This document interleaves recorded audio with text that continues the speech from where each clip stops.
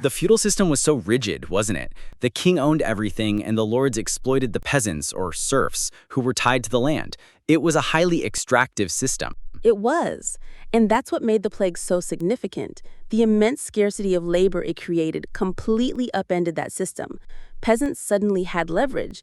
The example of Einsam Abbey shows how they could demand and get changes to their contracts. The government tried to fight back, of course. The Statute of Laborers in 1351 was a desperate attempt to fix wages and prevent peasants from leaving their lords. They were trying to preserve the old feudal order.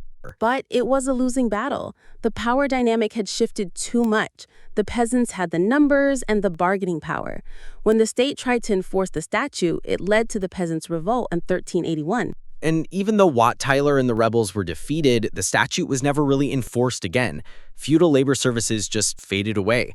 This was a critical step toward an inclusive labor market and rising wages in England. It was a complete institutional shift. The source then jumps ahead to the 17th century and the Glorious Revolution, which was a political watershed. It limited the king's power and gave Parliament, representing a broader part of society, control over economic institutions.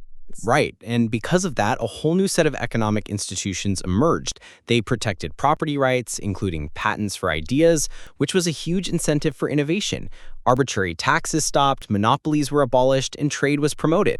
The letter from James Watt is a perfect illustration of this. He was able to get a patent from Parliament for his steam engine, which motivated him because he knew there was a considerable demand for it. He had a market for his invention, and he had legal protection.